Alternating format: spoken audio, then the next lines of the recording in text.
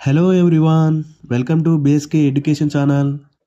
మన channel videos అనేవి తెలంగాణ మరియు ఆంధ్రప్రదేశ్లో జరిగే అన్ని పోటీ పరీక్షలకు ఉపయోగపడతాయి.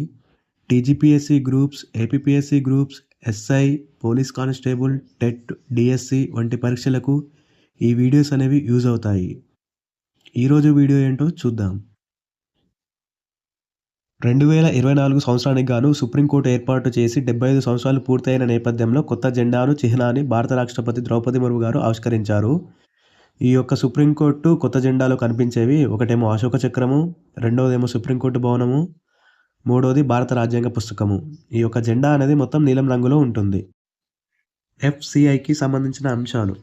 ఎఫ్సిఐ అనేది ఒక చట్టబద్ధమైన సంస్థ. దీనిని 1965లో ఏర్పాటు చేశారు. ఎఫ్సిఐ అంటే ఫుడ్ కార్పొరేషన్ ఆఫ్ ఇండియా అని అర్థం.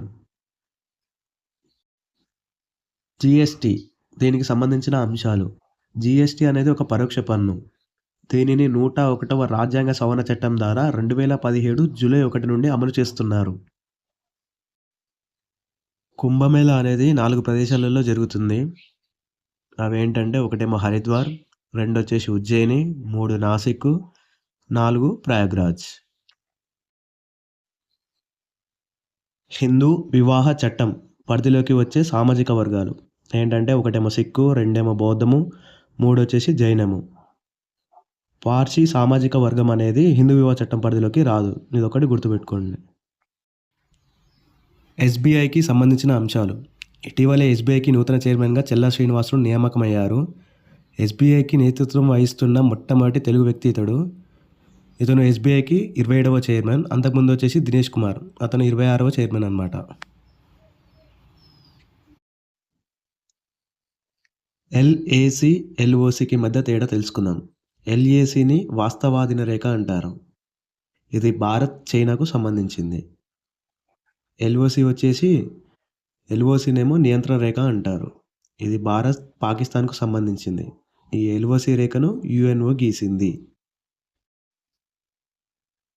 ఇటీవలే సాంప్రదాయ భాషల జాబితాలో కొత్తగా 5 భాషలు చేర్చారన్నమాట. అవేంటంటే ఒకటి మరాఠీ, 2 పాలి, 3 ప్రాకృత్, 4 అస్సామీ, 5 బెంగాలీ. పాతవి 6 ఉన్నాయి. కొత్తగా 5 చేరడంతో ప్రస్తుతం సాంప్రదాయ భాషల సంఖ్య 11కు చేరింది. ILO, international labour organisation. దీన్నే అంతర్జాతీయ కార్మిక సంస్థ అంటారు. ఈ ఐఎల్ఓను ఎప్పుడు ఏర్పాటు చేశారు? ఏ 1918, బి 1920, సి 1919, డి 1969. దీని యొక్క ఆన్సర్ వచ్చేసి సి 1919. 1919లో జెనీవా కేంద్రంగా ఏర్పాటు చేశారు. ఈ వీడియో కనుక నచ్చితే లైక్ చేయండి, షేర్ చేయండి. ఇలాంటి మరిన్ని క్విక్ రివిజన్ వీడియోస్ కోసం మన ఛానల్ని సబ్స్క్రైబ్ చేసుకోండి.